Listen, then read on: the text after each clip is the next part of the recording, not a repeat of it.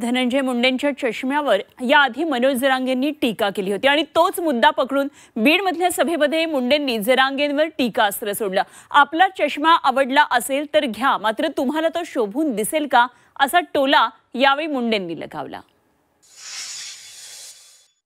माझा तर म्हणला माझा डोळा काढला, माझा डोळा शाबूत आहे पण ऑपरेशन झाल्यामुळे जास्त फडफडत आहे, हे आणखीन जास्त फडफडू नये बाबा, म्हणून चष्मा घातला।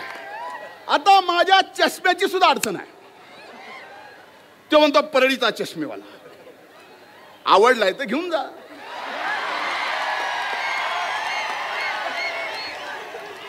पण ओपून दिसल का नाही मला माहित नाही।